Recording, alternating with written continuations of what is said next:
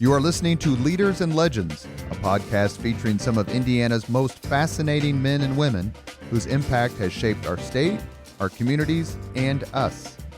Join us as we discuss their imprint on our history. Leaders and Legends is brought to you by Veteran Strategies Incorporated, your local veteran business enterprise specializing in public relations, media relations, public outreach, crisis communications, and digital photography. My name is Robert Bain, Principal of Veteran Strategies, former Deputy Chief of Staff to Mayor Greg Ballard, and Communications Director for the Indiana Republican Party. I'm honored to be your host for our discussion. You are listening to Leaders and Legends, a podcast presented by Veteran Strategies, a local veteran public relations enterprise, and sponsored by Girl Scouts of Central Indiana, Garmond Construction, the Crown Plaza Hotel and Grand Hall and Conference Center at Historic Union Station, the law firm of Bose, McKinney, and Evans, and the Bose Public Affairs Group, the McGinley's Golden Ace Inn, and McAllister Machinery, your friendly neighborhood Caterpillar dealer. Thank you for joining us on the Leaders and Legends podcast today. Our guests are Lynn Vincent and Sara Vladic. They have authored the definitive account of the famed USS Indianapolis, the ship and crew of which we are all so proud of here as residents of Indianapolis and as Hoosiers, veterans, Americans, and people who think so highly of the greatest generation. Lynn and Sara, thank you very much. Thanks, Robert. It's nice to be here. Very quickly, please tell us about yourself. Lynn, I know, is a U.S. Navy veteran, and since I'm an Army veteran, we tend to treat veterans with respect, unless they were in the Navy, and then we make exceptions. But please go ahead, Lynn, and then go ahead, Sara. Tell us about your career and what kind of led you to collaborate on this book. Well, thanks, Robert. I'll have to make fun of you later for serving in the Army, but for now, I'll say that I started off as a magazine writer for World Magazine and worked there for 10 or 11 years before moving into books. And I was always really inspired by narrative nonfiction books like the ones written by Mark Bowden, like Black Hawk Down, or John Krakauer, Into Thin Air. Laura Hillenbrand's Seabiscuit. And so these kind of real, true adventure stories really inspire me. And hadn't really been able to write anything like that until a young filmmaker named Sara Vladic contacted me out of the blue in 2011 and said that she had been in a relationship with the survivors of the USS Indianapolis. At that time, I guess it was for 10 years, maybe, Sara, is that right? And said, and Sara had actually written a screenplay and pitched it to a major network, and they said, "Hey, this is the best thing we've seen since Band of Brothers, but we only base miniseries on books, so you'll need to write a book." And Sara, that's interesting. Yeah, well, the business model for film was different back then, and Sara was a filmmaker by trade, and she's like, "Darn it, I don't know how to write a book." So she reached out to me. And this is Sara. And yeah, at the time, I actually got interested in the story of Indianapolis itself back in middle school, like early freshman year of high school. And just that, what an incredible story it was. I didn't think it was true, so I went to the library. I saw it in a documentary, and they kind of reduced it to a single line, which was it was the ship that carried the bomb and was sunk at the end of World War II, and that's all it said. And so when I looked into it, and that got the interest going. But then when I graduated later on from college, I thought, well, no one's made a movie about this yet. I'm going to make a movie about this. And I was working in film production and working as a writer and interning and doing all those things, those fun things. But in the background, like, I loved true story. I loved veterans. I loved history. And this story of Indianapolis kept popping up, and I really wanted to meet the survivors of it. And so I reached out to Paul and Mary Lou Murphy, who were at the time the chairman and secretary of the survivors organization, and they invited me to a reunion in Indianapolis, and that was in 2001. And that was a huge deal for me. It was like, imagine, your biggest heroes, celebrities, or whatever, category those heroes fall into. But for me, it was veterans. I was absolutely that nerdy kid, but I loved our military heroes, and I just couldn't believe I got to go hang out with them. And Jimmy O'Donnell was there, and John Gamosian, and just, at the time there was 117 survivors still living. And so going to the reunions was quite the event. And just started visiting them, hanging out.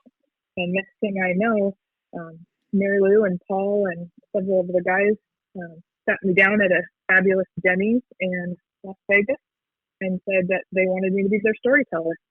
And so that's kind of the origins of all this. But it started off really, like Lynn said, as being a movie. And then we did a documentary called USS Indianapolis: The Legacy with my film business partner, Melanie Johnson. And, while that whole time, while that was happening, we were negotiating about the screenplay and doing the movie and miniseries. And then I really, had my heart set on and prayed about and was very involved with getting the right person to do this book, because I had no idea what I was doing and I wanted advice. And turns out that my mother-in-law had Lynn come speak at her book club, and I needed the email. I asked for the email, and I was scared to death because Lynn was this incredible author and, just such a role model and so talented. And here was me, this dorky, 20-something-year-old who really just wanted to make, a movie and a book and tell this Indianapolis story. And we connected, and, long story short, we talked for a while, and we turned out to be great friends. And we decided, we both, soon realized that we wanted to work together. And the collaborating process was incredible. I mean, I'm not even blowing this out of proportion. She has become one of my best friends, and we work so well together, and we have so much fun, and we laugh, and we talk about food and coffee and chocolate a lot, but we get it done. And so it's been this amazing experience, and, nothing short of a mini miracle of working together and pulling this off to be able to tell this story properly. Well, as a dorky 50-some-year-old who decided to email Lynn out of the blue and got a very gracious, very kind response based on my request to have you both on the podcast, I feel your pain, Sara. It took me one or two passes in my email before I felt confident enough to send, and I'm glad that you two. Same thing. I'm glad that you two connected. She later pulled up the email that after we became besties, she later pulled up the email and counted, I think, 16 drafts before she something like that. It was some super embarrassing high number of drafts. Well, let me go on just for another little bit. The book is called Indianapolis: The True Story of the Worst Sea Disaster in U.S. Naval History and the 50-Year Fight to Exonerate an Innocent Man. I have already sent the Amazon link to several of my friends just in the past 24 hours who have asked me about it. If you go on Amazon, you will see all 5 stars completely lit up. You will see words like gripping, this yarn has it all, a wonderful book, a must read. Lynn has written, let's put it this way. Lynn has sold over 10 million copies of her works. She has been a journalist. She has been a chronicler of amazing deeds and amazing people, besides her service in the Navy, for which we give her hell, but then thank her at the same time. Sara has appeared and done productions for numerous outlets, all of which you've heard of. Trading Spaces, Good Morning America, the Kids' Choice Awards at Nickelodeon. I'm sure I watched something you were producing or were involved with when my kids were younger. She also has been a friend to the survivors of the USS Indianapolis and their families for several years and has served as an on-screen historian for World War II for outlets such as the National Geographic. So the two authors with whom we speak today not only have enlightened and educated millions upon millions of people around the world, but they've also consented to come on the Leaders and Legends podcast. And we're very, very grateful. The first question I have to ask you is, what did you learn through writing this book that you didn't know when you started writing the book? I had a general idea of what the Indianapolis story was about. And what Sara and I did was we decided to take it all the way down to the studs, if you will, rather than relying on any previous narratives, because as you know, Robert, there were numerous books written before we came along, and we're so grateful for all of those people who came before us, particularly Robert Newcomb, who wrote Abandoned Ship, and Kurzman, who wrote Fatal Voyage, and Doug Stanton, who wrote In Harm's Way. But we wanted to stand on the shoulders of their vision, but not replicate any of their work, not rely on any of their work. And so we went to the National Archives, we went to the Naval War College, we went to the Library of Congress, we went even to the USS Salem, which is the last World War II heavy cruiser afloat, which is, so it's very much like Indianapolis was before she sank. And so through all of that process and through the detailed, sometimes tedious sifting of all of this information, which literally stands, towering feet tall of documents, and not to mention, this stuff fills rooms in Sara's house. We just learned the tremendous sacrifice that these men made. And we learned the tremendous sacrifices that their families made. We also got to know them more as people. Sara has a lot longer relationship with the survivors than I have. And so I think she said when she started building a relationship with the survivors, there were 117 living. When I started building a relationship with the survivors, there were only about 34 living. And so you can see the big gap there. But nevertheless, what that really inspired me to do was to get to know the men who had already passed on. And that was such a blessing for me. As a matter of fact, I sort of have a historical crush on one of the Lost at Sea guys. You read about him in the book. It was Earl Henry, the dentist. The dentist. The dentist, yes.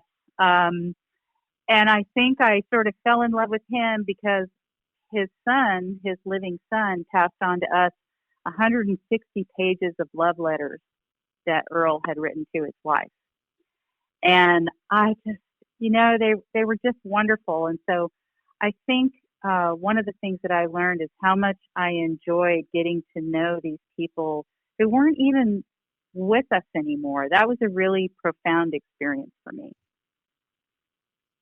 Sara? I would kind of add on to that too. And I think for me, I've worked on this story and been part of it, this Indianapolis thing, essentially my entire adult life since I was 21 years old. And so I graduated college and kind of walked into this.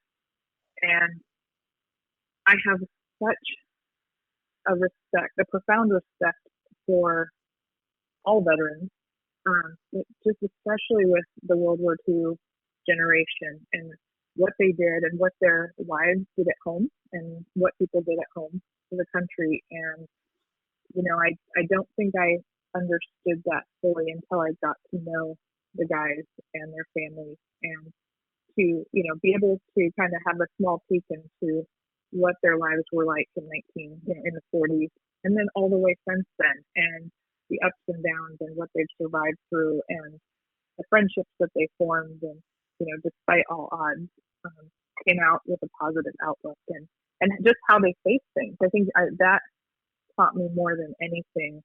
When I sit here and I'm grumpy about something, or the status of the world, I think I can reflect on them and how they handle it. And it just gives me a much clearer perspective on the bigger picture. And I think also I learned the importance of sharing this with kids. I didn't see it fully until we did the documentary and we shared it with classrooms. And teachers would often have their students write us letters. And from those letters, we got things from, we're talking as young as fourth grade, watched this program and sent things and said, I finally understand what people mean when they say the cost of freedom. Or I finally, I want to talk to my grandfather about their service. Or I see the need for standing for the flag. I respect that. And that came from young kids. And so, when we set out to do this or tell this story, I'm not sure who I had in mind to be the one embracing it, but to see kids see it and understand it and respect it, and then want to, turn around and extend that respect to those around them, their teachers, their elders, their communities. I mean, that's a big deal. And I that's just something that I didn't see coming, and I'm just so darn proud of and in awe of, Well, it's certainly something that I wanted to ask you, and I'm going to ask this question now, even though I had it written down to ask later. And this question is only related to my personal experience.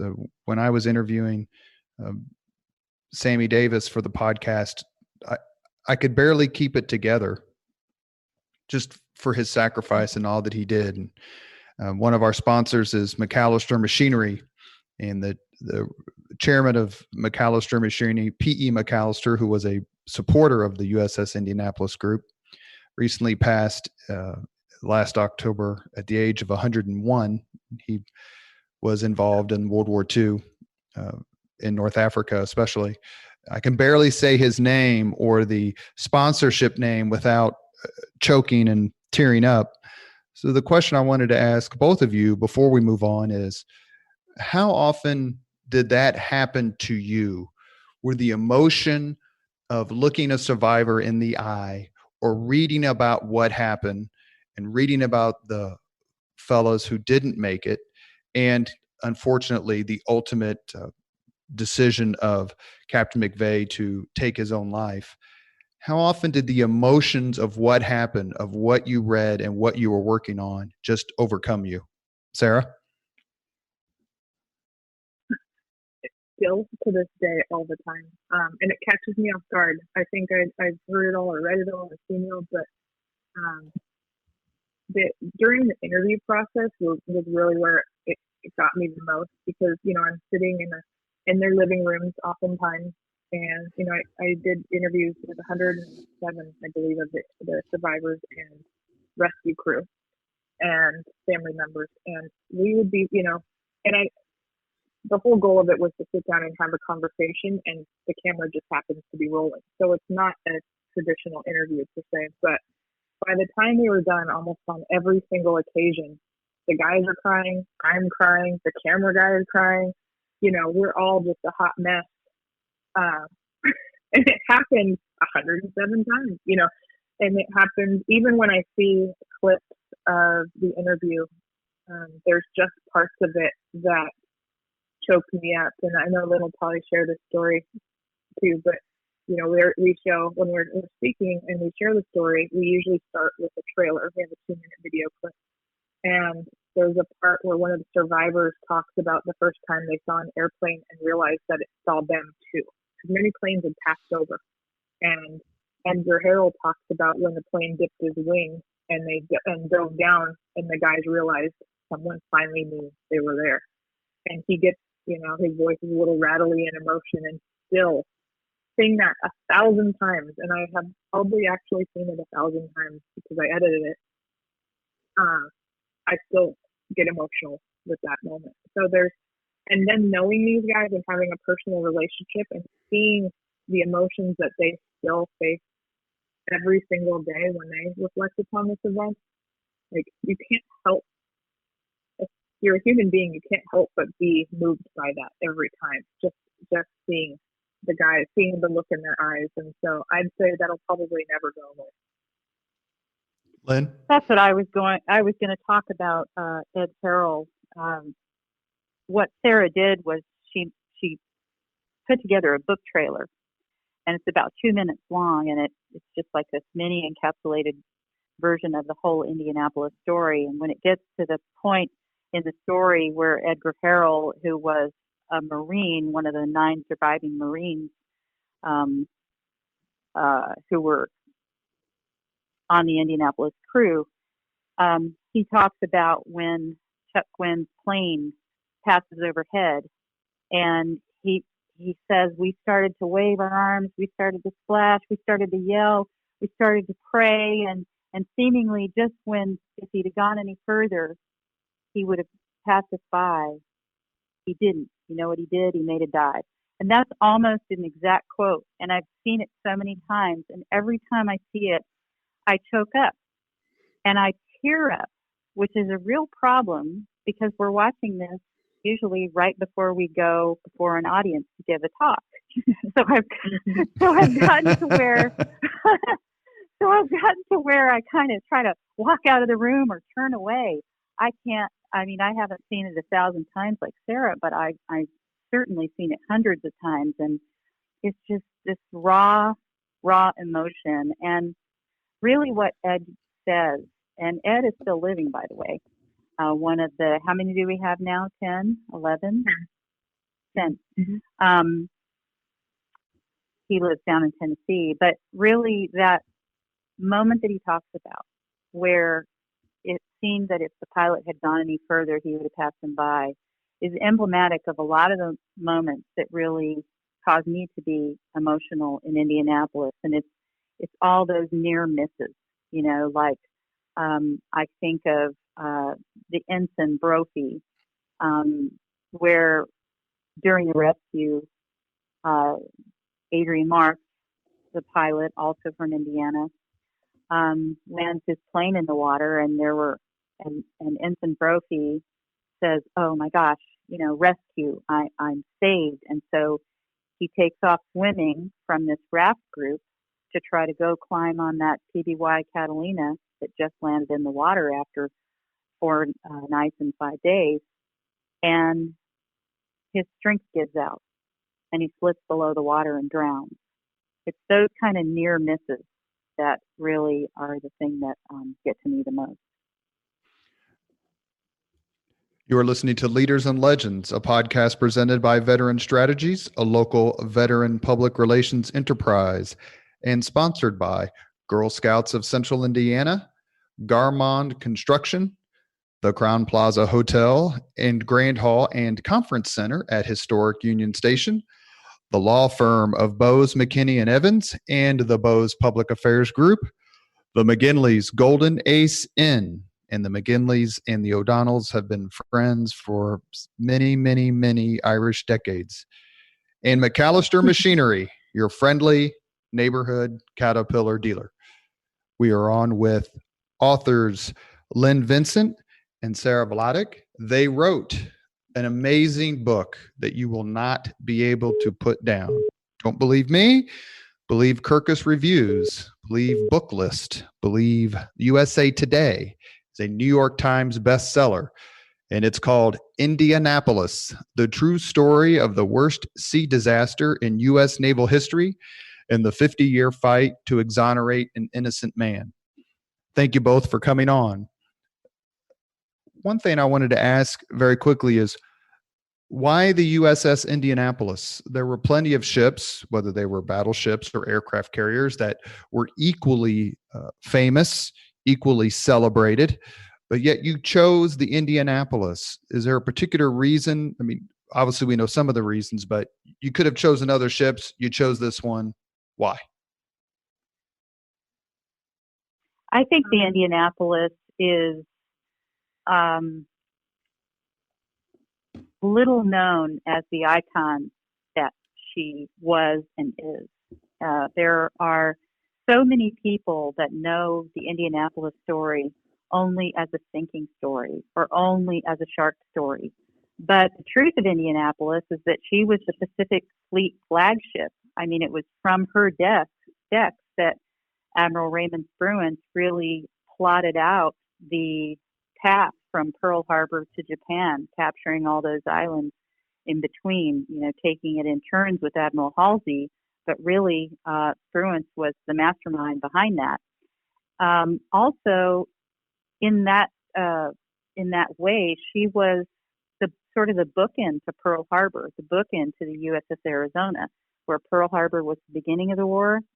Indianapolis was the end of the war. She was the last major vessel sunk in World War II, and also, of course, having delivered the atomic bomb, played a critical role in actually bringing the Pacific War and therefore all of World War II to an end. So I think for me, there are so many heroic vessels, and I got to read about so many of them and learn so much more than I had known before about World War II.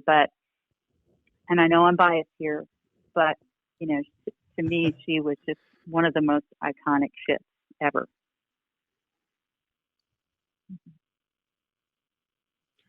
I would agree with that, with exactly what Lynn said, and then add to the fact that she was such an incredible ship, and no one knew. And still, a lot of people don't know more than the sinking story or the shark story, like Lynn mentioned. But add to that, then getting to know the crew and this fight that, when I first got involved, they were still fighting to clear their captain's name. So there was just this element of the fact that these men had been fighting for 50 years to clear their captain. And, I had such a respect for this effort, and to see them do this and just, to stand on the sidelines and cheer them on. It just made the story more compelling. I don't know. There was more to it than the story was never about just another ship, the Indianapolis. It's always just been so much more than just another ship. So, well, and one thing that we should point out here very quickly is you mentioned Raymond Spruance, and as a proud IPS kid, I should point out that Raymond Spruance, who earned 4 stars, and he would have had 5 stars if Senator Richard Lugar had gotten his way. But Raymond Spruance is a graduate of Shortridge High School here in Indianapolis, a proud IPS kid. You mentioned earlier, just a few seconds ago in your answer, about the history of the USS Indianapolis. And I want to make sure the people who are listening understand that this was a ship that had served as the flagship for Admiral Spruance, as you said. It earned 10 battle stars. It ferried Franklin Delano Roosevelt when he was president to various meetings. It really was perhaps a first among equals in its class of heavy cruisers in the United States Navy. So it's no surprise that it became something that people looked at as a premier ship of the United States Navy in the Pacific. Is that fair to say? I think that's fair to say. I think one of the things that's interesting about that in terms of being a premier ship is that she was actually an older vessel. And Spruance, he was such a humble guy, and I think the choice of flagship, the choice of Indianapolis as his flagship, is a reflection of that, but it's also a reflection of his skill as a strategist and a tactician. So instead of choosing an aircraft carrier or a battleship, he chose a cruiser, and an aging one at that, because Indy, I think, was already 12 years old by the time that's right. Spruance chose her as his flagship. And the reason for that is that he wanted a quick, agile vessel that he could, actually go in. He was very fond of going in close to command these battles and observe the action rather than commanding from a standoff distance. And he wanted a vessel that was agile and able to defend herself and bring a lot of firepower. But if she was taken out of action, as she was for the first time on March 31st, 1945, that losing his flagship wouldn't weaken his fleet. So I thought that was That's a great very point. wise. That's a great point. Also reflects a little bit of his humility. Other admirals I won't name them. They chose the big battleship so that they could go in and have their, sexier ship to be the flagship. Sara, what do you think? Yeah, I again agree with Lynn in that, I think of what Indianapolis said. You mentioned with the president, it was the first time that an acting president was taken out of the country, and it was aboard Indianapolis for the Goodwill Tour in South America. And, Roosevelt really loved the ship. And, one of the things we get to talk about very briefly in the book, but, we could have gone on and on, is about how they have these dances on the deck, these nighttime dances with foreign leaders and dignitaries, and just, there's almost like a romantic part about this story. We very much paint her as this, almost a woman in the story, and that's because that's how a lot of the sailors and crew felt about it, and the leadership as well. And so, just it felt the need to elevate it to its rightful place in history because she was so significant in that way. So. It would be remiss of me, quite frankly, and I had this written down to make sure that I don't forget it, but it is my great uncle, whose name was George Murray. It was my grandmother's brother, who served in the Pacific in the same fleet that the USS Indianapolis did. He drove an LST for 7 major invasions. He got drunk and was thrown in the brig and missed Iwo Jima. But he got lucky. He got lucky enough to come back for Okinawa. And it's at Okinawa, I believe, that the Indianapolis is hit by it's a bomb, I believe. A plane's coming right at it. It releases its bomb, and Indianapolis sustains significant damage. Then it goes and gets repaired. And it's while it's being repaired, and you guys correct me if I'm wrong, it's while it's being repaired that Captain McVeigh, Charles McVeigh, gets the assignment that involves Little Boy, the atomic bomb that was dropped on Hiroshima. That's correct. And, just one of the scariest things we had to do after we finished this manuscript was to submit it to Admiral Sam Cox, who is the director of the Navy History and Heritage Command. We didn't have to. We just wanted his opinion. And the reason I bring him up is because Indianapolis was selected to carry the bomb, and this was the most highly classified naval mission of the entire war.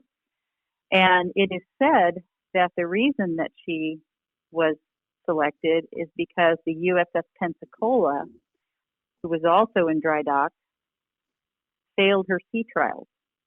So after the Pensacola was repaired, she failed her sea trials. And we actually had that in the book, but Admiral Cox said he wasn't sure that was the case, and that was kind of like one of 2 tiny changes that he suggested that we make. But if it was the case, that was another one of those near misses that I mentioned. If it hadn't have been for that, Indianapolis might have actually just retired as the victorious flagship of the Pacific Fleet.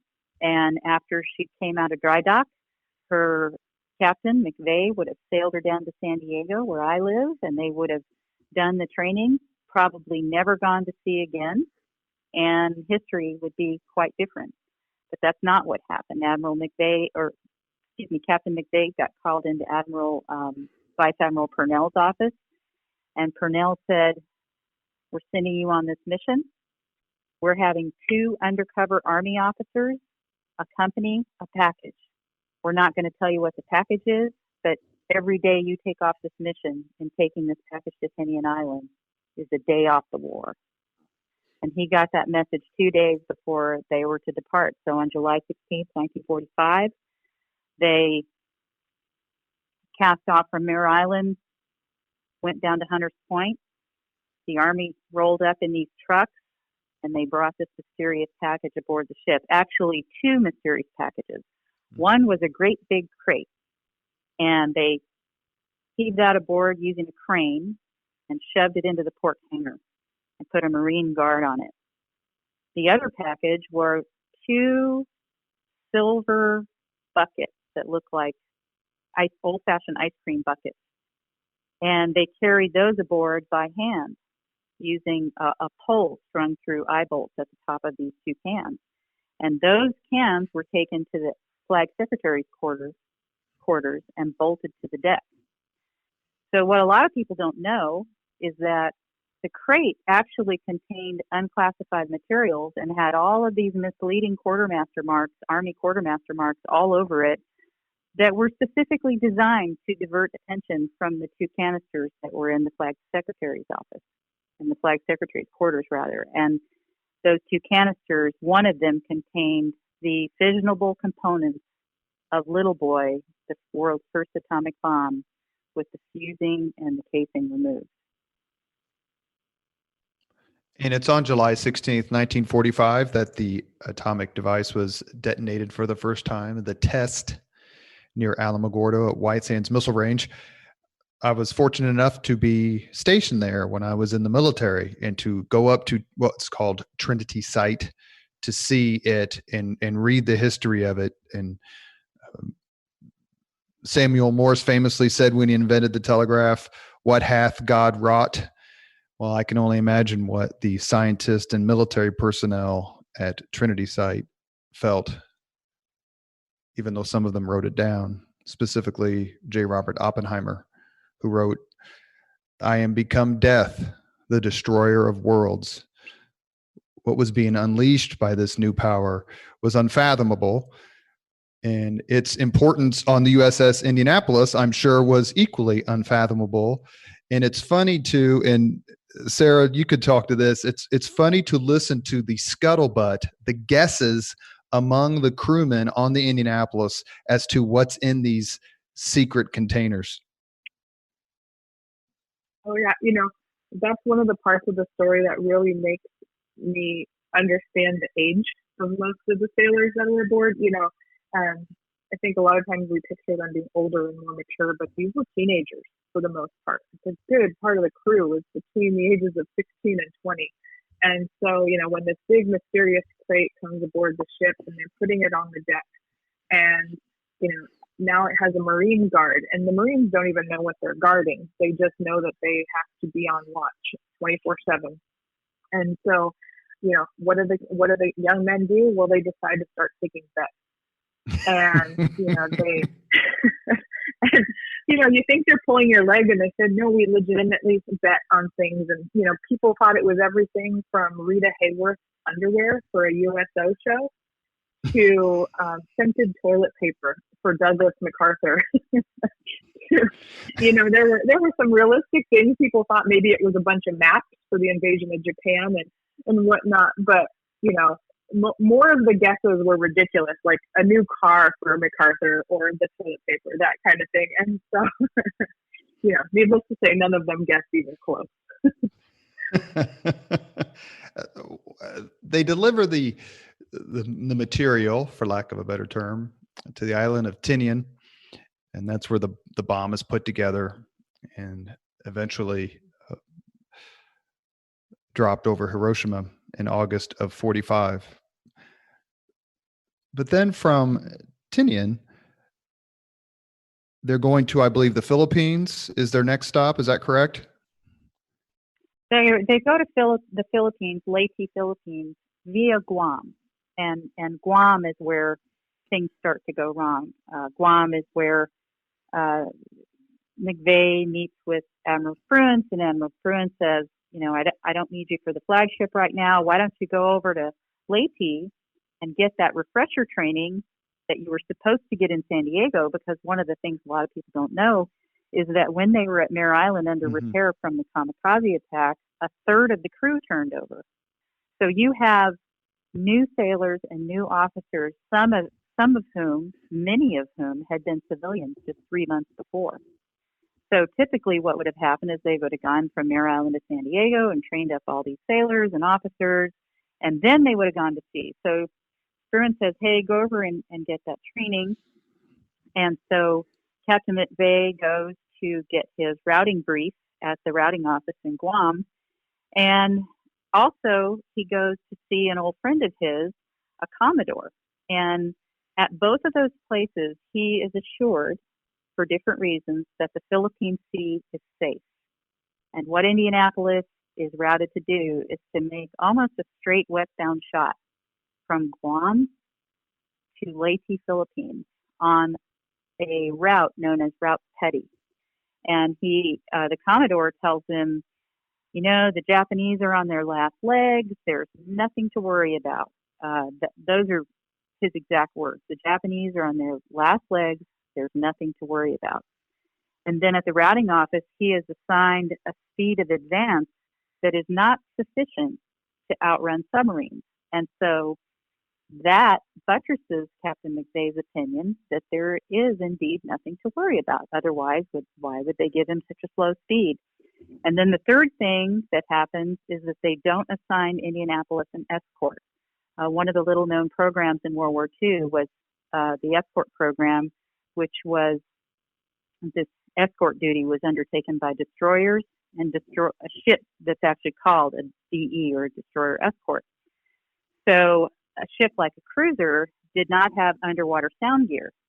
So they would usually send a destroyer or a DE with a ship like a cruiser, so that if they did run into any enemy submarines and were attacked, either the destroyer could fight off the attack, or if the submarine did get a hit on an American vessel, the destroyer could then come along and pick up any survivors.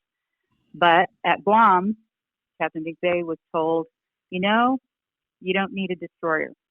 The Philippine Sea is safe, like we said. So under all of those conditions, on July 26, 1945, they take off westbound from Guam. There are 1,195 men aboard, Sara? Right. Yeah, 1,195 men aboard. And it's just this, routine, relaxed sail that they're taking off on. I left out one thing, though. The fourth thing that went wrong at Guam was that the surface operations officer at Guam and the Commodore at Guam were in receipt of top secret ultra intelligence information that said that a quartet of Japanese attack submarines was headed from Japan down into the Philippine Sea. And they had specific information that one of them, I-58, was supposed to operate west of the Mariana Islands, which is the island group that contains Guam. So under all of these conditions, with the deck unknowingly stacked against him, Captain McVeigh sets out on July 26, 1945. Well, and those folks who have studied a little bit of history, or perhaps have seen the movie Midway, will know that the Americans had broken the Japanese code earlier in the war and had used it to great effect, especially at Midway. But one of the things that I find so interesting when you read about it, and obviously this is before they know that the atomic bombs are going to compel the surrender of Japan. They are preparing for what would have been the most murderous invasion of any country in the history of the world. So they're hoarding destroyers based on what I read, so please correct me. It's still unfathomable to me to not give an escort after they have delivered the bomb. I understand if you read about it, that when Indianapolis went from San Francisco to Hawaii, I think it's the fastest voyage, the fastest time of any ship of that size ever, including the moment we're recording this podcast. Averaged over, I think, was it 32 miles an hour? That's insane. So speed is of the essence. But after they deliver the bomb, it seems like speed wouldn't be of the essence. That to me is one of the greatest mysteries, is why no escort. Right. And I think, I mean, that is, that wouldn't have necessarily given away that they knew enemies were in the water. It was just a standard practice. And in fact, Commander Hashimoto of the I-58 submarine that would ultimately sink the Indianapolis actually believed that there were other ships nearby, and that's why he took the actions that he did, because he assumed there's no reason why there would only be one ship of this size in this area at a time. And so, he fired the torpedoes and then essentially dived and hid for an hour and then surfaced and nothing was there. And he said he sunk the ship, or he thinks he did, but there was no confirmation because there was no evidence left. There wasn't a ship there still sinking. And so that, to what you said, even the enemy assumed there would have been an escort at that time. Thank you for listening to us, Leaders and Legends podcast. Our guests today are Lynn Vincent and Sara Vladic, who wrote the definitive account of the USS Indianapolis, the true story of the worst sea disaster in U.S. naval history and the 50-year fight to exonerate an innocent man. We have just gotten to the point where the torpedoes hit the USS Indianapolis right in the dead of night, like right after midnight or close, as I recall. Lynn mentioned earlier that the crew had changed over a little bit, so you had hundreds of new sailors. This is probably their first mission or one of their first missions, and that only added to the confusion. Sara, what did the survivors? For 2 weeks. So. Go ahead. Sorry. I was saying that some of these sailors, even young officers, some of the ensigns, hadn't even been on the ship for 2 weeks, and this was their first billet. So, they're kind of just overcoming seasickness, being away from their farms. They had gone through training, obviously, but 6 months earlier, they were on a farm in the middle of the country. The biggest thing they'd ever seen before was a tractor. And those are in their own words. That's what they had told me. And then they see this, USS Indianapolis that's 610 feet long. And this is going to be their new home. And so, they're as green as you get. And this is their first experience at sea and in the war. Well, and one thing that you don't picture, you don't fathom until you watch documentaries or read accounts of the survivors is, and correct my history, please. The ship is hit with 2 torpedoes, and the explosions are so violent, the ship goes down, sinks, goes from perfectly fine to underwater in, is it 10 minutes, 12 minutes? 12 minutes. Yes, the first torpedo hit at the 12th frame, and what that did is it tore off the bow almost instantly, and it was dangling there and kind of serving as a rudder. And so this is allowing the water to scoot, or to burst through the bulkheads, really, because the ship is plowing forward. They still have the propellers going, because when the second torpedo hits just moments later, it hits the ammunition stores and it blows out all the power throughout the ship. So there's no communications, there's no power, there's no way for anyone on the bridge to communicate to the engine room, stop all engines. And in the protocol at the time is, if you know that there's an enemy around, you get out of there. Okay, so if you imagine the engine room says, okay, we're under attack, keep going forward, they can't see that the front of the ship is missing and it's open like a mouth, and all this water is rushing in, sinking the ship very, very quickly. And so there's, like I said, there's no communication, there's no light. It's a pitch black night. The men said that you could barely see your hand in front of your face. So without any kind of light and without direction and without anything coming over the PA, because on a ship of that size, all communications, all commands, everything would be announced over the announcer, the PA system.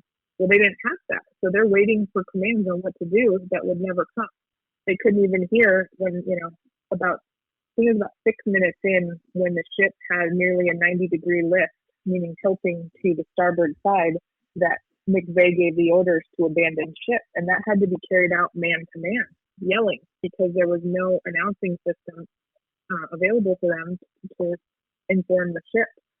So the ship was merely, going down by the nose as the men are starting to, to start abandoning ship, to start getting life-saving devices. And as you said, this all happened in 12 minutes.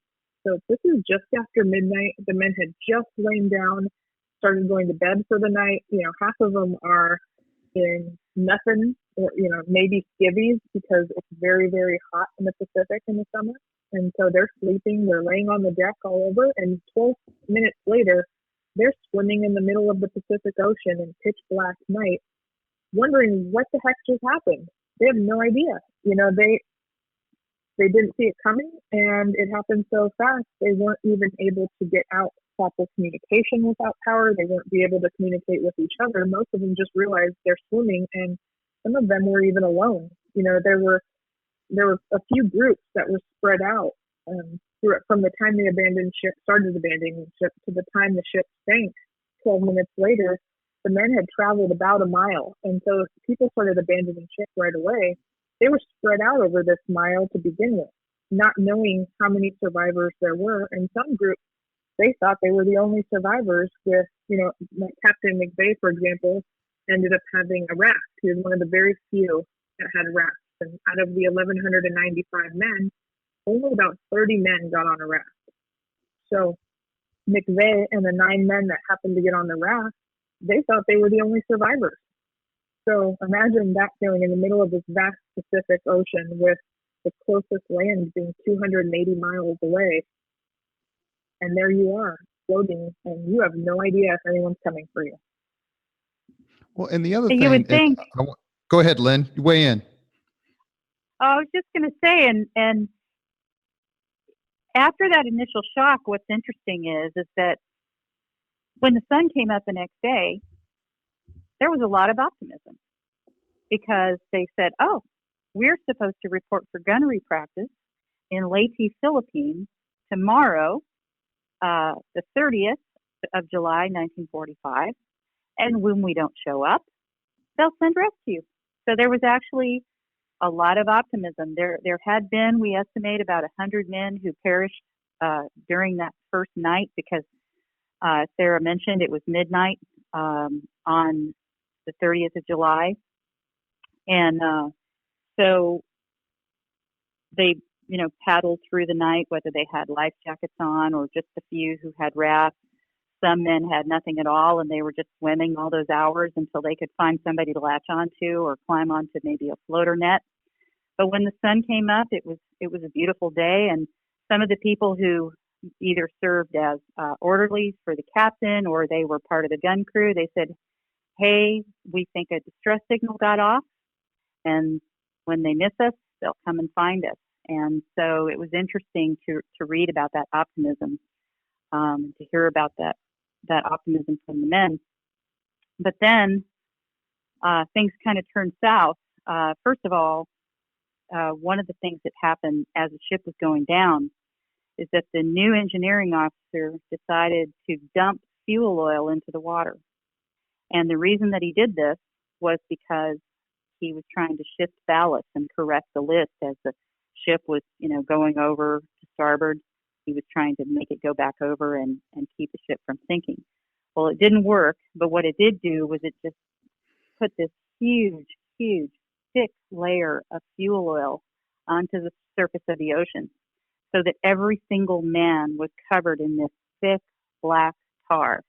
This fuel oil isn't like the oil that you put in your car or like gas. It's thick, and the only way that you can transfer it even to burn it is to heat it up. And so the men were covered in it. It was getting in their eyes and burning their eyes. So, as if that wasn't bad enough, on that first morning, what happens is the sharks show up.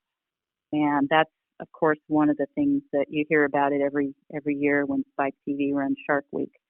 But what's interesting is that the shark population in the South Pacific was exponentially higher then than it is today. So you hear these men talk about these stories, And of course, the South Pacific Sea is so beautifully crystal clear that the men said they could see straight down for maybe 50 feet before the water sort of turned opaque. And underneath them, they could see these sharks, not dozens, but hundreds of them spinning around like a tornado underneath them. And, some of them were smaller sharks, maybe 8 to 10 feet, but some of them were quite large, 15. How big was the biggest one, Sara? I want to say Lyle Umenhofer described one as being over 20 feet. Yeah, over 20 but feet. Those he would say they would be the slow ones, that it was the small ones that were meaner, but the big ones would just slowly swim by them. Yeah. So some guys, they would. Go ahead. I would just say, that the men described the shark attack. There was this one sailor named L.D. Cox, and he was floating with his buddy, and then a shark just roared up, grabbed his buddy, and pulled him underneath. And it was so close that the force of the attack made a wave break over L.D. Cox, just like he was on a beach. And then another sailor, Eugene Morgan, was on a floater net, and he was watching this other group of sailors on a floater net not far away.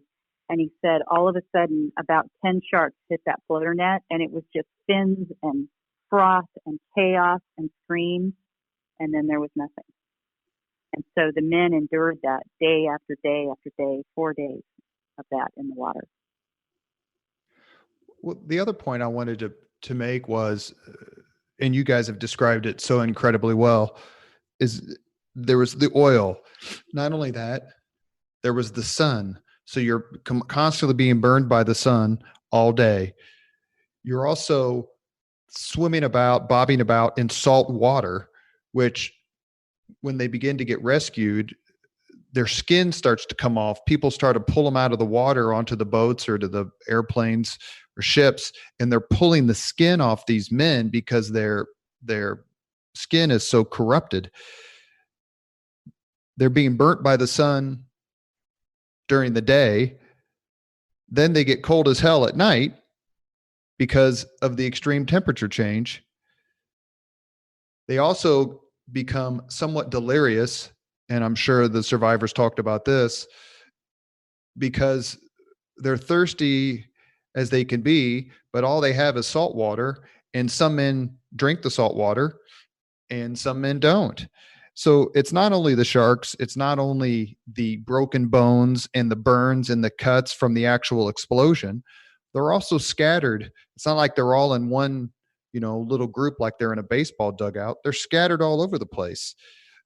How did the men work with each other to try to keep each other alive? One of the quotes I read was, one of the survivors said, the hardest thing was to stay alive. To decide to die was easy. But how did the survivors work together to keep up morale and keep them physically alert enough to last the entire time they were in the sea? Lynn? Well, one of the main ways was prayer. One of the sailors said any man who was an atheist when he went into the water wasn't one when he came out. Another way was they would talk about home. Another way was just sheer will and determination. Sara talks all the time. There were men who said, if only one person lives, it's going to be me.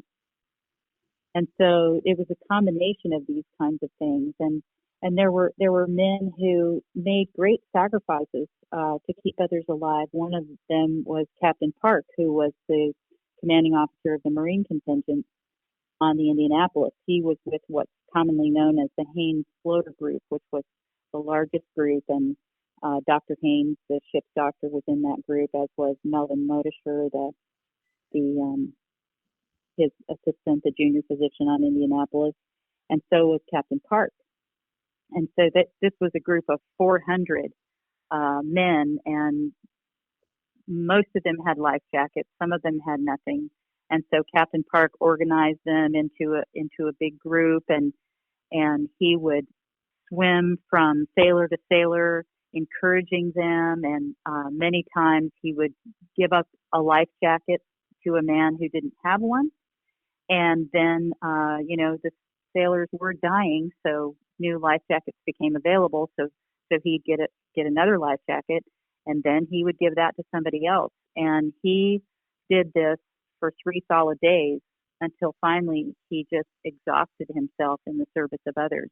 So there were many sacrificial stories like that. Sara, what's your perspective? I think that I covered it pretty well with the fact that these men, to the man, when I interviewed them, they said they were never going to give up. There's a great story. Dick Phelan, who is a survivor that is still living, talks about how when he left home, he was one of the few that went on the ship in May of 1945, and so not too far before they went on the final sailing. And his dad, took his hand at the train station when he said goodbye to him and said, "Dick, you better come home." And Dick is a smart aleck, and he said, "Dad, war's almost over. Don't worry about it." He said, "Dick, you come home." And Dick said that when he was in the water, every time he wanted to give up, he'd see his father's face, and those words stuck with him. "Dick, you better come home." And that's what he fought for. He held on to those things. And some of the guys said they held on to, memories of their mother's cooking brought them home. They're teenagers. They're not, they don't have a lot of world experience yet at this point. And so, mom's cooking, especially if you haven't had anything to eat or drink for 4 days, that's pretty compelling. But, like Lynn said, the faith component of it is no small part. I mean, they just had this profound hope and faith that they were going to survive, and they did. And, that's not to say that the ones who didn't have that didn't survive, but there were a lot of circumstances. There really is almost no reason why they should have survived. And the conditions, you had to mention dehydration, the sharks, the hallucinations, and even, at some point, by Wednesday night, they started turning on each other because of these hallucinations and believing that the buddy next to them was an enemy trying to kill them, they'd turn on them. So there was, every circumstance. And the fact that no one knew they were missing to find them, there shouldn't have been survivors, and yet there were. And, when you meet these guys still to this day and you talk to them, there is that same spunk, that same spark, that same idea of I never gave up hope. And I think that's really a big part of it. They eventually are rescued after what I'm assuming to them was an interminable amount of time. Four nights and 5 days. Is that right? Or do I have it flipped? 5 nights, 4 days. 5 nights and 4 days. They're spotted by aircraft. A PV-1 Ventura. Which is, as was recounted earlier in the podcast, finally recognized them. You can only imagine it must have been really, really tough to see them, but it did, and it started the whole rescue process. At what point did it become clear that the Navy realized, after these men became rescued, did the Navy realize, hey, we screwed up? Or is the rescue and the initial conversations with Captain McVeigh the beginning of the effort to pin the blame for this on him? Well, McVeigh would have said that he knew when he was floating in the water with his little flotilla of rafts for 4 days and 5 nights, that the Navy was going to try to pin it on him. I believe, I don't have any empirical evidence of this other than that I saw the naval message traffic, is that when Captain William Claytor of USS Cecil J. Doyle sent in the message that he was picking up survivors of Indianapolis, which had been sunk 4 days earlier and nobody knew about it, that was when the holy crap moment went through the upper echelon of the Pacific Fleet. And, I don't think we have our own theories about why they pinned it on McVeigh. And these are not, these are theories, backed up by data. But we believe that effort really began once Fleet Admiral Ernest King realized the extent of the failures in the upper echelon of the fleet. Admiral King didn't live in the Watergate era. Since Watergate, and I'm a journalist, so this is kind of where I get this point of view. Since the Watergate era, tearing down heroes and, reflective iconoclasm has really marked our national life, right?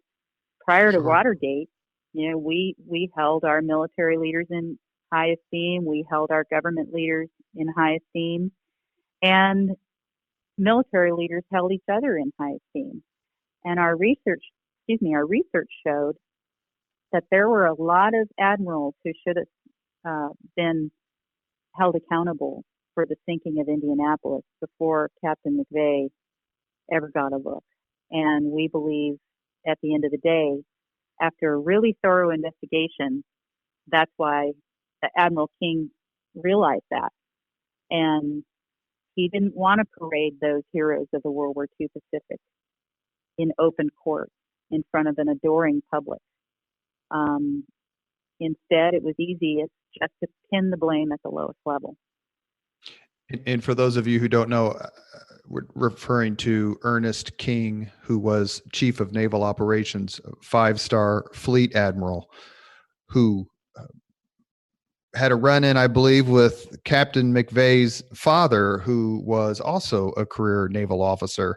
Do you really think that affected Admiral King's performance and attitudes towards this controversy, things that had happened earlier in King's career, or is that overhyped? I don't think it affected it at all. There were actually two investigations. There was a court of inquiry at Guam right after the rescue. It commenced on August 13th, 1945, which was just a few days after the men were rescued. And after that, actually the court of inquiry recommended that McVeigh be court-martialed for negligence and hazarding his ship. But King really didn't feel that the court of inquiry people did a good job. And so he ordered a second investigation, and it's now sort of referred to as the Naval Supplemental Investigation. And nobody pulled any punches in that review. And it was through that investigation that all of these things came to light about the fault of the Commodore in the Philippines, who never tried to find out why Indianapolis hadn't shown up yet, about the fault of the service operations officer at Guam, who knew about these submarines in Indy's path and yet didn't divert her and did nothing. The failures at Pearl Harbor in terms of the intelligence coups that they had received. And so it was kind of like Fleet Admiral King set this ball rolling downhill trying to find out what really happened. And when he found out what really happened, he was like, oh, shoot, I don't really like where this is going. And part of the evidence for that is that he ordered the court-martial of Captain McVeigh to be expedited even before all the evidence was in. And the specific evidence that wasn't in was the testimony of all of those admirals. And at the court-martial itself, and this is astounding, I did not know this before I started reading about it a little bit. The commander of the Japanese submarine I-58 that sank the USS Indianapolis, the commander testified at McVeigh's court-martial and basically said there was nothing that McVeigh could have done to avoid my torpedoes. Do I have that right, or am I mixing it up a bit? That is correct. It actually is profound because it was the first time in history the enemy was brought in to testify against one of our own. And so this was a national scandal. I mean, it was on all the newspapers. People wrote in letters of, you know, everything you can imagine, and those all still exist in the National Archives. You can actually see them. But it was a big deal for him to come in and testify. And then when he did testify, he actually, he understood enough English, but he could not speak it, very well. And so he actually said he would have sunk the ship no matter what, but the translator did not translate it that way. And he said to his dying day, Hashimoto, felt such remorse for that he couldn't convey that himself in the proper way. Talk to us a little bit, Lynn, about the results of the court-martial, and then a little bit about what happened in 1968 with Captain McVeigh and what drove him to commit suicide that day. Well, the results of the court-martial were that Captain McVeigh was convicted of negligence in hazarding his ship, and those were the legal results. The personal results were that there were a lot of families who blamed McVeigh after this, even though he was sent out with a low seat of advance, even though he wasn't given intelligence, even though he wasn't given an escort. As far as these families, they didn't know all those technicalities. They said, okay, the Navy said it's Captain McVeigh's fault. It's Captain McVeigh's fault. And for the rest of his life, he would receive letters. First, it was a huge river of these letters, horrible acid pen letters that said things like, if it weren't for you, I'd still have a husband. Or if it weren't for you, my daughters would be spending Christmas with their father. And these letters continued to come on birthdays and Christmas and the anniversary of the sinking. Meanwhile, Captain McVeigh, he never was in command again. He retired a couple years later in a quiet ceremony, and then he went into insurance. And it wasn't until 15 years past, 1960, when the men invited him to the first ever USS Indianapolis Survivors Memorial Reunion, which was held in the city of Indianapolis, the ship's namesake city. And they invited him to be the keynote speaker. And to a man, none of his crew blamed Captain McVeigh for what happened. And not even all the families did. I want to be clear about that it was just some of the families that did.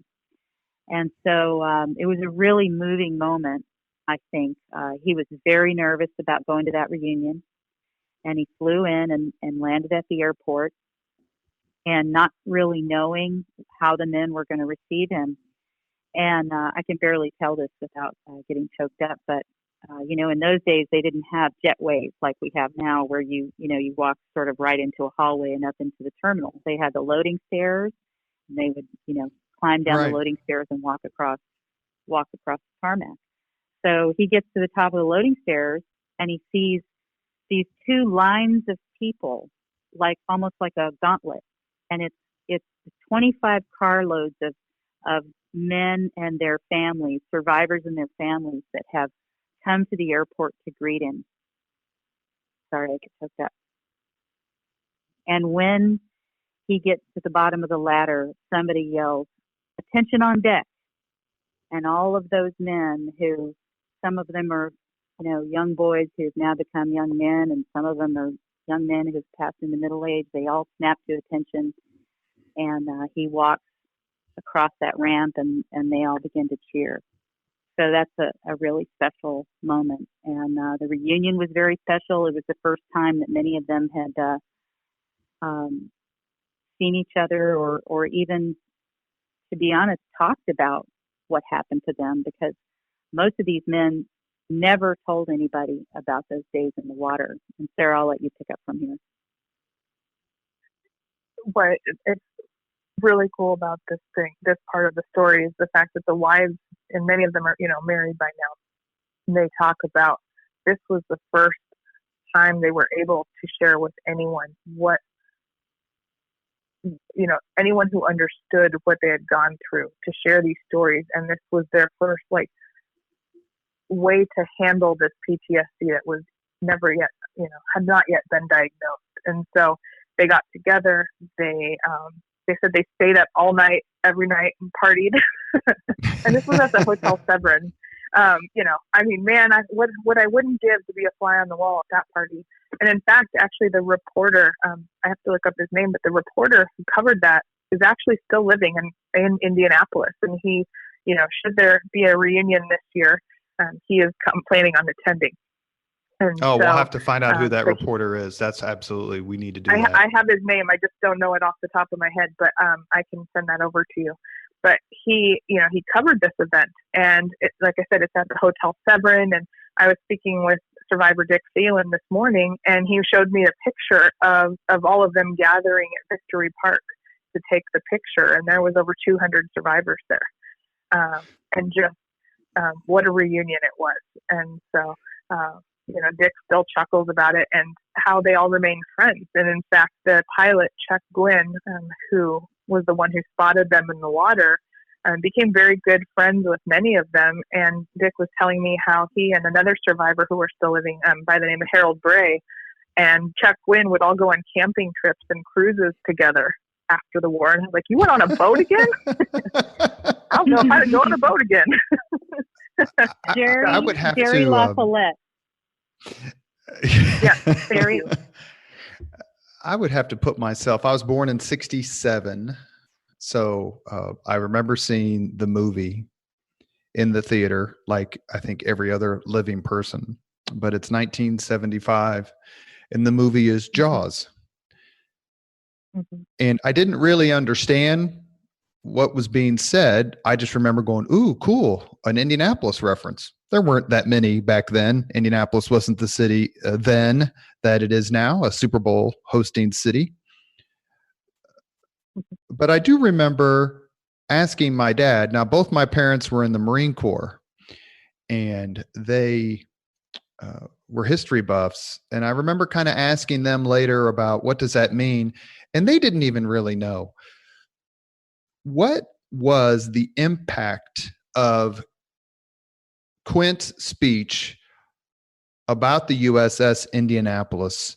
What was the impact on the survivors, A, and B, did any of them, I've always wanted to ask this question, and I didn't have the stones to ask Mr. O'Donnell, but were any of them in the movie theater just innocently going to see this blockbuster movie, and then all of a sudden they start talking, Robert Shaw starts talking about something that they actually experienced? Lynn? I can tell you, I will let Sara speak to the second part of that, but I can tell you that part of the impact on the survivors was that many of them, as I had mentioned before, had never spoken of what happened to them in 1945. So here it is, 30 years later, and their families don't even know. A lot of them, maybe their wives knew, but their children didn't. So, for example, wasn't it Jim Belcher who went to see the film, Sara? No, David Thielen. David Thielen? Okay, you take over then, because I thought it was Jim. So, as Lynn was starting to say, most of the guys did not talk about this, did not think about it, did not want to read any book or watch any movie that had anything to do with sharks in it at all. So there was a survivor by the name of Bob Goff who actually he was a fisherman and he actually was a shark hunter. And so even though Jaws wasn't based on him, there was a lot of characteristics that were similar. But for the most part, these guys definitely did not go see Jaws or didn't happen to go into that movie. But as I was saying, their children did. And most of them were teenagers at the time or a little older. And Dick Thielen's son, David Thielen, went to watch it, and he came home from the movie theater that day and he went to his mom and said, "Hey Mom, I saw this movie and there was this amazing part where there was this guy, and he served on a ship called Indianapolis, and he was a shark hunter, and he talked about all these shark attacks, and the mother said, go talk to your father. He was on that ship. And that was the first time David had ever heard that his father served on the Indianapolis or that he survived that kind of ordeal. He had no idea. And there's dozens of similar stories to this, but they had no idea that their fathers had gone through this. That's how close or tight-lipped they were about the story and what they survived. They knew that their father was in the war. They knew that they had nightmares and that their mothers helped, deal with those nightmares, but they had zero idea what they went through. Some read the first book Lynn mentioned earlier, Abandoned Ship, and that's how Jim Belcher found out, was after reading the book. But with Jaws, they didn't even know that their dads had gone through that. It always strikes me as and by the way, that book is Richard Newcomb. I think I said Robert earlier, Abandoned Ship. But it always strikes me the difference between that era and this era. Mm-hmm. I mean, this era, if guys went through that, they'd be coming back and trying to get on the cover of People or get a book deal or, and those guys just came home, got married, went to work. Yeah. Watch Best Years of Our Lives, an Academy Award-winning film that discusses that very topic, men coming home from war and reinserting themselves back into their family lives and home life. Is it fair to say that Jaws served as a catalyst for more reunions, more public accolades, and eventually perhaps putting the focus on the Indianapolis to the extent that Captain McVeigh eventually became exonerated?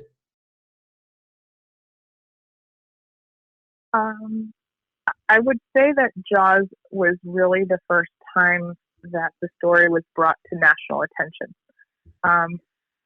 Richard Newcomb's book, Abandoned Ship, actually did more for bringing the survivors together in terms of actually having reunions and reconnecting. That's what that did. But Jaws made other people aware of this story being true. And it really did lead to quite a few events that led to the exoneration. So as you mentioned earlier with Hunter Scott, the young kid from Florida, who's now almost 40, Hunter, he's a pilot in the Navy. And he is one of the main, he was very involved with the exoneration of Captain McVeigh. He was inspired by this by watching Jaws when he was a little boy. And same with Captain Bill Tody, who was very involved in the exoneration. His origin kind of goes back to Jaws too. He was serving at the Naval Academy in Annapolis when Jaws came out. And as a plebe, he was forced to stand in the middle of the lunchroom yelling out the movie showtime for the first year of school. And Jaws was in the theater for a year. And so he finally got to see it at the end of his plebe year, I believe. And so he'd been yelling out the times for this movie for almost a year before he got to see it. And then he finally went and watched it and went back to his one of his professors, who was E.B. Potter, and who has written phenomenal books about World War II history, and teacher at the Naval Academy. And Bill wanted to know right then and there if that was true. And Mr. Potter, I'm not sure of his rank at the time, but he informed Bill that he needed to read more about the story. And that kind of got Bill going. And Bill ended up serving on the namesake submarine and commanding the namesake submarine Indianapolis. And then he was an integral part in the exoneration of Captain McVeigh. So in those ways, Jaws really did play an important part in the legacy of this story. Captain McVeigh eventually does get exonerated through the efforts of the student you mentioned before and the United States Senate, particularly John Warner, and I think it's Senator Robert Smith from New Hampshire. Mm-hmm. Just in the couple minutes we have left, because I want to let you go, even though I've exhausted about 10% of my questions. But how did the exoneration finally come to pass? Because I know it's an important focus of your book. And then I have one more question, then I promise to let you go.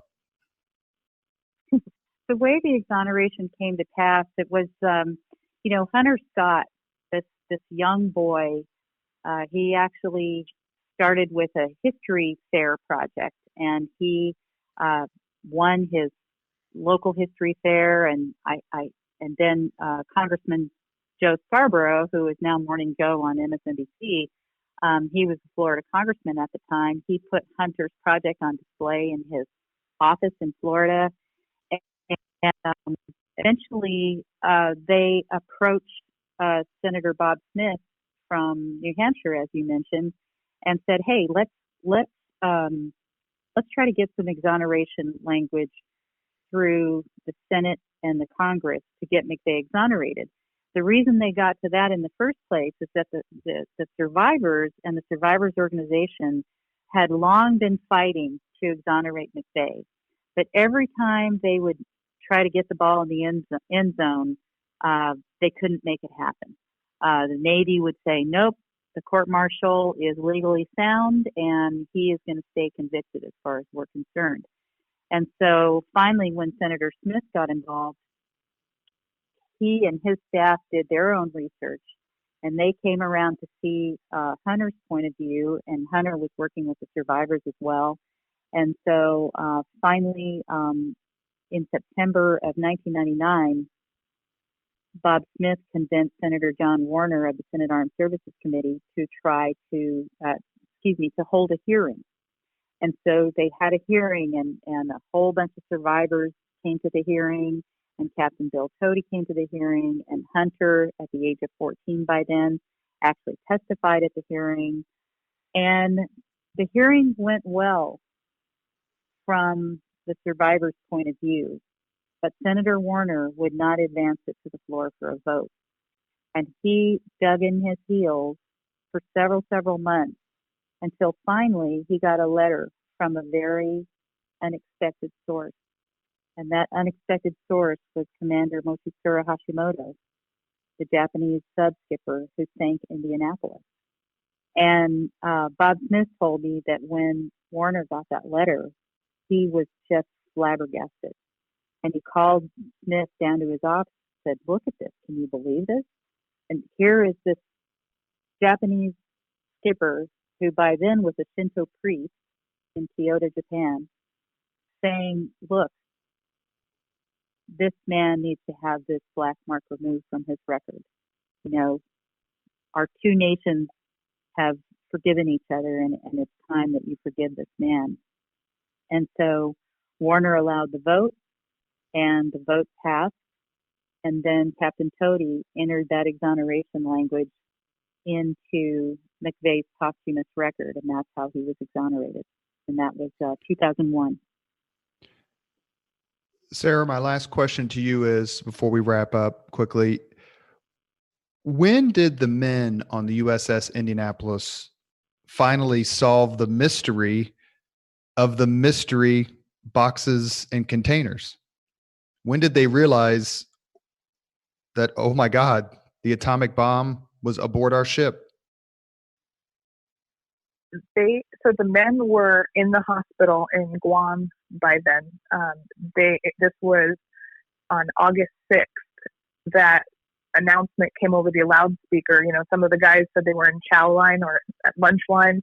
Others were still in hospital beds. But the music stopped, and a voice came over the loudspeaker announcing to everyone there, the bomb has been dropped on Hiroshima, and they're hoping for a surrender from Japan.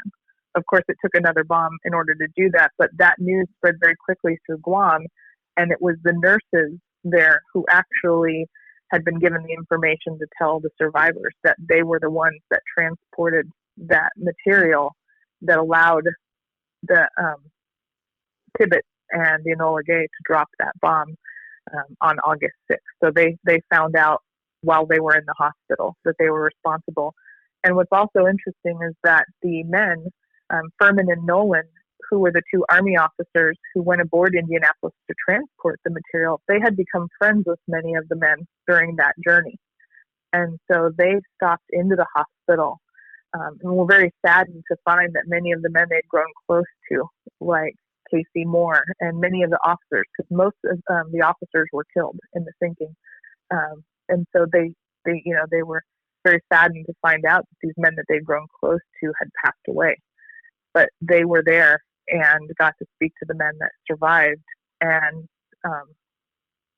to relay that information that they were the ones who carried the bomb.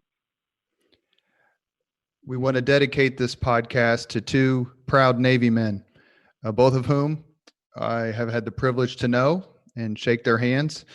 One of them is our current governor, Eric Holcomb, and the other is James O'Donnell, the greatest East Sider of all time. We thank them both for their service. We have been talking with Lynn Vincent and Sara Vladic, authors of an amazing book called Indianapolis, the true story of the worst sea disaster in U.S. naval history and the 50-year fight to exonerate an innocent man. It is on Amazon. I'll post the link when I post this podcast. Also, please go on Facebook and join the USS Indianapolis group. The Leaders and Legends podcast is going to make a donation. Actually, we're going to buy a bunch of T-shirts that are for sale, which I found out actually through Sarah's Facebook page. Lynn and Sara, thank you so much for your time. I am truly honored to be able to speak to two people who have dedicated so much of their time to honoring our veterans. Thank you very much for listening to Leaders and Legends, brought to you by Veteran Strategies Incorporated. If you want to contact us about this program or our menu of public relations services, please send us an email at robert@veteranstrategies.com. That's robert@veteranstrategies.com.